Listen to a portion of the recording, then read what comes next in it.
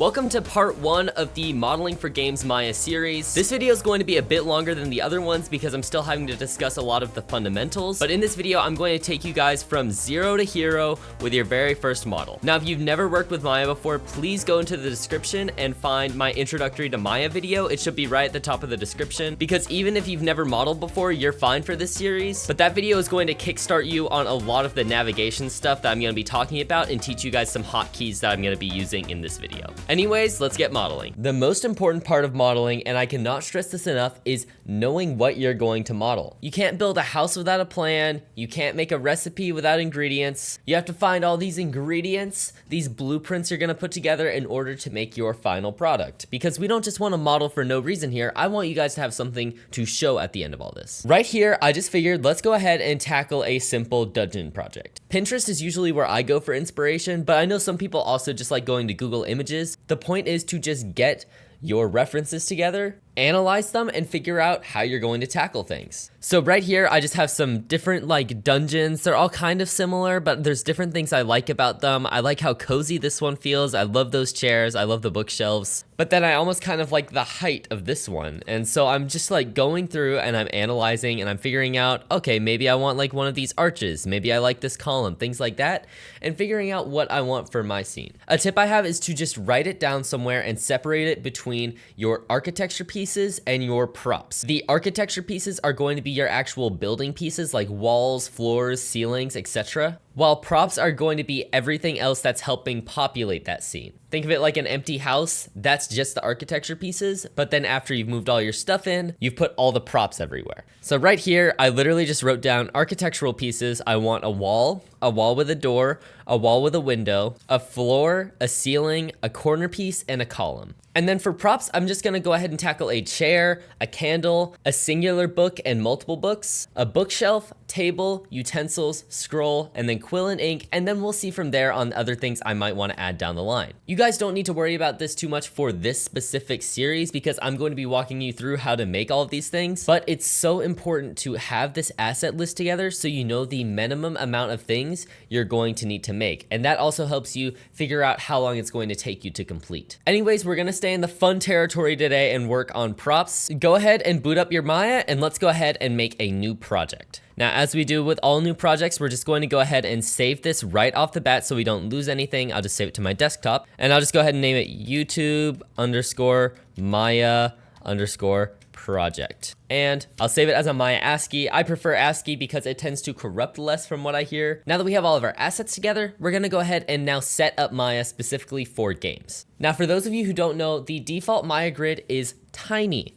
1 unit in Maya is not like 1 inch. It is 1 centimeter. So when you spawn in a cube on a normal grid, you can see my whole grid here. You can't even see the cube. I'll go ahead and press F to frame. It is tiny. Look at this. This is like what your grid should actually be in real size. Go ahead, delete that tiny thing. I'm gonna go ahead and drop a link to a Dropbox file in the description, and it is going to be the Unreal Engine 5 grid for Maya. Okay, so you're just going to take that file and then drag it into your Maya viewport, and it is going to open up this nice little box here. And what you can do is you can click Unreal Engine 5 grid, and this is going to help you in a lot of ways. First off, I think the normal Maya grid is something like this. So there is a cube for scale, but now that we hit the Unreal Engine grid, boom, you can see it got way larger already. And then we can just click larger or smaller to make our canvas bigger or smaller. And then we have some different grid settings, so we can set our spacing to 10, 50, 100, whatever we want here. And then we can also call in references. So if we need a good reference for a wall size, here it is. As you can see, this is a wall. And then one more amazing thing about this tool is it gives us some great references for how large things are. So if you click char here, that's for character, it is going to be your character's height within the engine. And you can click on this, and then as you can see, our grid is probably not big enough. So we'll go ahead and make that larger, maybe turn it to 50 grid snap, and here we are. This seems like a better place for the character. And then now we can also reference things like a wall. So this is how large a wall should be. And then we can reference a door. And so this is how large a door should be. Honestly, I would go a tiny bit bigger than that. I think that's more just the minimum for your door size. But regardless, This is going to help you a lot with getting your scale correct because you don't want to take things into an engine and then scale it there. You want to go ahead and export your files at the correct scale. So that's just kind of thinking ahead. But now let's go ahead and get into some modeling. I'm going to start off by looking at my asset list, and I can see I want to make a table and some chairs. So now I've just looked up dungeon table on Google, and I found a much more closer reference for us to work off of. I like how blocky this is, and I like how quick and easy to model it will be. I know this might seem a little overwhelming. It's really not bad, trust me. So let's start off by, I'm going to go ahead and put this on my second monitor because this isn't something we really need to like import into Maya to work from reference there because it's pretty blocky, it's not too bad. But we're just going to go ahead and start with a cube. You start most things with a cube, you'll learn that pretty quickly. And then right off the bat, I want this cube to be aligned with my grid. Now, how am I gonna do this? Obviously, I can get pretty close by just like going there or maybe going to my separate viewport and like getting in real close and trying to align that, but no one's got time for that. All you need to do is press the letter D on your keyboard, and that is going to put you into pivot mode. Now, each object has this pivot at the center, which is where everything, all your scale, rotate, and movement tools scale around. But you're able to move this pivot by pressing D and then moving it around. Now, how do we get exactly on the bottom? We're gonna go ahead and hold V, which puts us into vertex snap mode, and then put it around one of these corners while holding only the Y axis. And then now our pivot is perfectly at the bottom of our cube. Lastly, I'm just gonna go ahead and go into movement mode on the cube and then hold down X to make sure it's in grid snap mode and then snap that to the center here. And now I know that my cube is perfectly on the ground here. And now as you can see, our scaling is based on that pivot now. So while my pivot is here, when I hit this, it kind of grows on both sides. If I move my pivot to the very bottom of this object, it will only grow on this one side. Along with that, it will only rotate on this side, and it will now move based off of this pivot. That is an insanely helpful tip to help speed up things, and you can always reset your pivot by pressing D, holding right click, and going to reset pivot, and then that is going to center your pivot back in the middle of your object. But right now, I want it at the bottom, so I'm gonna put it at the bottom. So we're trying to make a chair here, so let's go ahead and just build from the ground up with the legs. So we can go ahead and make 4 legs here, make these a little bit taller. We might actually want our character here for reference to see about how large we need it. These are kind of chunky legs in the reference picture that we have, but it definitely needs to be smaller than that. Maybe something more around here, and we can play with this in the future. But now I just need to go ahead and duplicate this object. And to duplicate things, do not press Control C, Control V. What Control C, Control V does is it creates this new group, and then it shows you pasted version and references this cube.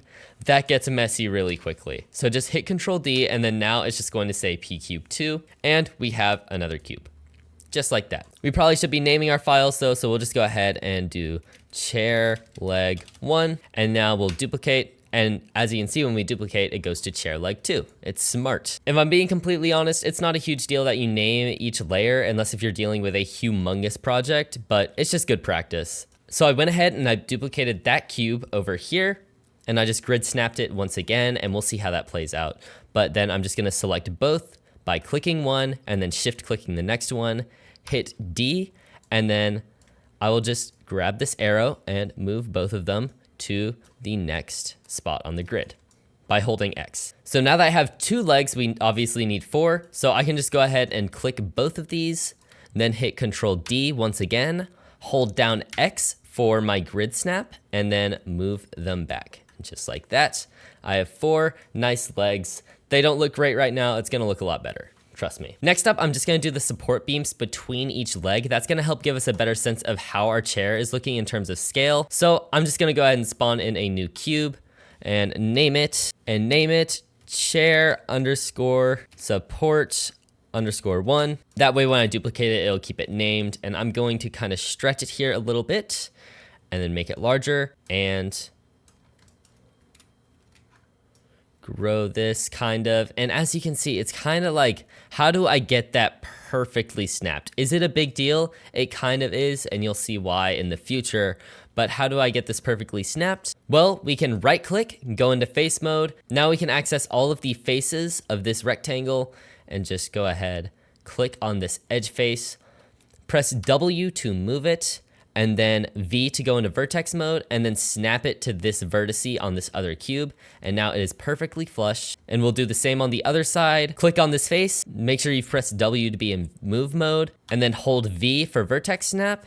Grab your side axis and then pull it down to this vertice. Now, just like that, we have a support beam, and it's pretty center. I think I'm gonna move it up just a tiny bit. And now we can just hit Control D and then rotate while holding J to rotate 90 degrees in increments. Now this might be a time where we want to move our pivot. Once again, to move your pivot, press D, and then we can go into vertex mode by holding V and snap it to one of these sides. To get out of pivot mode, just go ahead and press W. Once all the circle and everything is gone, you know you're back in movement mode and not pivot mode. And now I can just hold V and then snap it to this vertice, and both sides are completely flush. And we'll do that 2 more times real quick. And since we've set that pivot already, we don't have to worry about resetting it now that we've duplicated this object. Just rotate it, hold J, rotate 90 degrees, and then move it down to here. Then move it over into place. So now we have some supports at the bottom of our chair. Now that we have all the supports on the bottom, we might decide we want some supports on the top as well. I don't think these should be quite as large, but we'll go ahead and select all of these by holding Shift and just clicking on all of them, then pressing Control D to duplicate, moving these up, and then I'm going to shrink them a little bit on the Y axis by going into scale mode by pressing R, and then just pulling this down a little bit. Then we can just place that in place at the top of this chair. Look at that, we're kind of getting somewhere, but now we need somewhere to sit, so we'll make some boards for that. We will make a cube and then go in and name it like chair underscore plank underscore 1. Then bring it up to the top and scale it up just so we can see it. Then we'll shrink this down. Shrink it to the side. We're gonna go ahead. I think this guy, I think this one, it is 3 boards. So we need to get about the right proportions here. I'm gonna go ahead and move this pivot down to the bottom of this plank just to make it easier to align, and then press W to go back into movement mode, and then V to snap it back into place here. Then move that over, scale it up a little bit, and maybe something more like that. I kind of want to offset a little bit on one side because we're going to have the back over here. And that seems like a pretty good scale, so we should just be able to kind of copy and paste this over. And now we got some boards to sit on. And then lastly, we're going to make the back to the chair. So we'll just spawn in another cube, call it chair underscore back underscore 1. Make it a little bit bigger. Bring it to the back of the chair here. And this is a time where I want to talk about some settings for when things get hard to see, when things start blending together. If you go up to your hotbar here, you can toggle on screen space ambient occlusion. Just click that and it kind of gives things a little bit of shadow. And then you can also click this and it kind of makes everything look a lot more smooth. It goes ahead and just smoothens out those edges so it looks a little bit softer. I don't know if you'll be able to tell on YouTube, but you'll notice on your computer. And let's just go ahead, scale this thing down because we're just trying to do the back supports right now. I'll bring this pivot to the bottom here.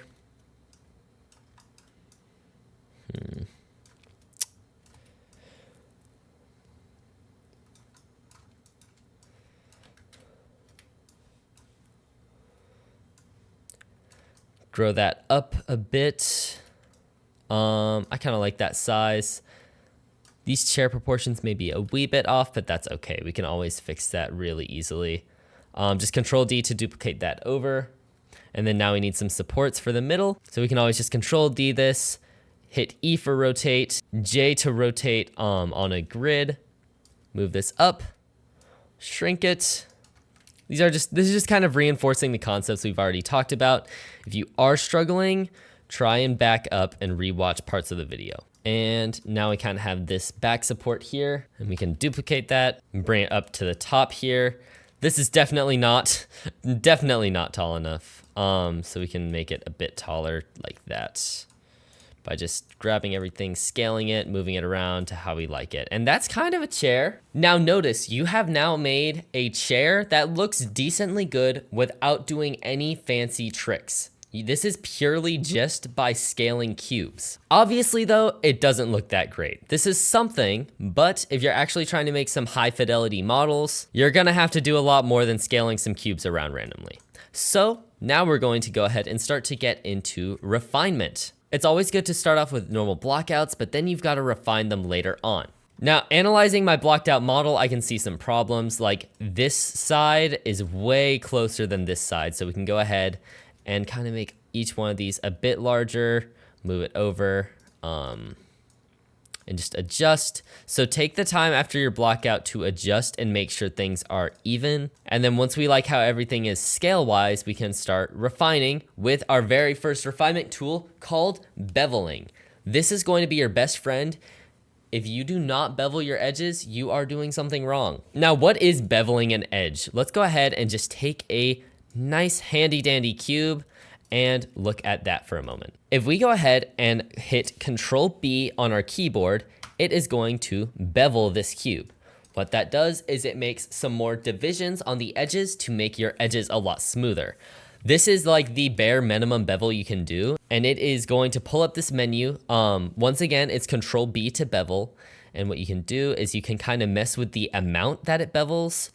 So we can go all the way from a complete square to a diamond. If we're just trying to refine some edges, you probably want it somewhere around like 0.1, 0.2. It depends what you're trying to bevel. From there, we're now allowed to choose segments. So obviously these are very rigid bevels, but we can mess with the segments to make them super smooth. And about the time we get up to 4 bevels, that thing looks smooth. Those are the main 2 settings you need to mess with right now. There's some other ones. They're not super important for you guys with the scope of this course, but you're also able to bevel in face mode. So I'm able to select this face and now it just bevels those faces. So I'm able to go right click and go into face mode and then click on one face or 2 faces, but we'll just show one face right now. Hit Control B and now it just bevels around that face. Same thing with edge mode. You can grab a couple edges, a couple random edges, click Control B, and now look at that. It's beveled all of those edges. I'm able to mess with the fraction. I'm able to mess with the segments. And we've kind of made this funky little shape here. Anywho, how can we apply that to this? Well, obviously these are very square pieces for this chair, and that's why this chair already looks pretty good as it is. But if you look at any corner, no matter what, there is going to be an amount of imperfection. It doesn't matter if it's supposed to be a complete 90-degree angle. If you get in real close to like the edge of a table or something, there's gonna be a tiny bit of rounding on it. Okay, so we're gonna go ahead and take this leg, go into edge mode, and then select these edges on the side, hit Control B to bevel, and then we're going to shrink this to maybe like 0.1 and then 2 segments. Actually, no, we'll do 0.2 and 2 segments. So now we'll take a look at that, and it's still very square, but it's a bit rounded off. After you've done this leg, go to this next leg, select the exact same edges, and now we can go ahead and just bevel once again. Control B, we had it at 0.2 and 2 segments. We'll go to this one, select the edges, Control B, 0.2, 2 segments. Select this one, Control B, 0.2 and 2 segments. Just like that, we've got a bit more roundness and our chair is looking a bit smoother. Now we're gonna go ahead and do the exact same thing to these little supports down here. We can go in, select these edges, hit Control B, go to like 0.2 and 2. I think that's honestly just a great amount of beveling for this case, but we're still trying to keep it pretty square. So we'll just keep doing the same thing. Keep grabbing these edges, beveling them. We probably don't need to worry about the ones up top so much, because if you're thinking about it from the player perspective, they're barely seeing that. So there's not really a reason to model what they're not gonna see. If you want to, you can bevel these. I'm probably just going to leave it. And now we're gonna go ahead and bevel these planks on the chair, but instead of going into our edge mode, we are going to just do the entire object at once. So just grab one, hit Control B. And now the reason I did that is I want to bevel everything, including the corners. We'll go down to, once again, that 0.2 and 2. We might actually go to like 0.3 for these. I'm kind of liking that a bit better. And then instead of redoing that operation there, I'm just gonna make new ones. Brand new planks here. Then if we really want to get into some detail, you could slightly offset one of these just to give it a little bit of flavor, you know? So now we're getting into the more real looking territory. So now we're gonna go ahead and do some more beveling on the back here. Control B, and I kind of like how it's rounded a bit. So I'm gonna kind of lean into the bevel a bit more on these. And once again, I've done one, so I'm just gonna Control D and drag this over to the side and align that up roughly in the right spot. So yeah, that's a great way to polish up your models, especially when they're pretty blocky like these chairs where they're cubes. But if you look in the reference, you can kind of notice these pieces are a little bit curved. How are we gonna make that happen? Well, fear not, it's really easy. We're gonna introduce a brand new tool called the Cut tool. It is right up here on your toolbar at the top right. It's the multi-cut tool. You can grab it, and then when you click on an object, it's going to allow you to make cuts in the object. And when you press enter, those cuts will be confirmed. If you hold shift while you have this tool out, it's going to let you to like kind of snap to the object. So it'll let you snap to perfectly 50%.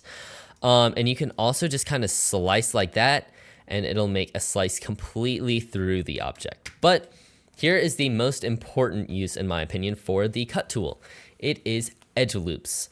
To do an edge loop with the cut tool, you're gonna hold down Control, and now you can see, I'll try and get a better perspective here, but you can see it's going to cut around all four sides of this square here. And if we did it on like this side here, it's gonna go make an entire loop around this object of cuts. So grab your cut tool, and we're gonna go ahead and press Control to go into edge loop mode, and then Shift to go into snap mode, and go to 50%. And click. Now we have a cut at perfectly 50%. Once you're done with your cut tool, go ahead and click Q to go back into selection mode. And in this case, we're gonna go to edge selection. And then we wanna select this entire edge loop. And to do that, you can just double click one of the sides in the edge loop, and it's going to make a selection all around this edge loop. Now what I wanna do is I wanna bring it up, and now we start to see where that curve comes from. But now it's very angular. So what tool can we use that we just talked about right before this? We can use our bevel. So you can hit Control B, and it's now going to bevel out these edges. It's still kind of blocky, so we can add some more segments in. We can change the fraction amount, and just like that, we've got a nice curve in our chair. Duplicate this one down to here. Bring this down, and guys, look at that. Okay, so now we're just gonna go ahead and work on some more fine detail things to add a little more fidelity to our model and realism. We can go ahead and make a cylinder and just call this like chair underscore metal underscore 1. Figure out where that is and scale it up. We're just gonna make these little baby pieces of metal on the chair, kind of like in the reference image by just scaling the cylinder down, maybe something like that. Hold V, and we're gonna snap that perfectly and make this a bit smoother. And then what I'm gonna do is I'm gonna take this vertex and pull it up. And I might actually make this a bit smoother. Just gotta kind of play and figure out what seems right. And I'm pretty happy with that. So now I'm just going to duplicate this over, give it 2 per plank. And then since we had this one offset a tiny bit, just to stay in theme, we'll offset it as well here. Grab these two, duplicate, drag them over. Just keep duplicating these over. And now I realize my scale for everything is crazy off today. So we're just gonna grab all of these real quick. And we can do that here in our object browser as well. And I'm just gonna make these all a bit smaller. There we go. And I think that's honestly all that we need. You have to make a decision when you're modeling things. Do I want to spend like an hour longer to make it look a tiny bit better? Or do I just want to wrap it up? So guys, I hope you are so proud of yourself for making your very first model. This obviously isn't anything crazy, but it's showing the power of using primitive shapes and some basic beveling techniques to make something that looks pretty cool. Go ahead, save your project, and now your homework before next video is to try and make something else to go in this dungeon area. That can be another variation of this chair. That could be you try and make a little end table or something. I want you to push yourself and try and make your very own object to go in this dungeon. Anyways, I hope you enjoyed this video. If you're ready for the next one, once it's out, it is going to be right here. And go ahead and click on the playlist as well so that you can see the entire series. Anyways, I hope you guys enjoyed, and I will see you next time. Bye-bye.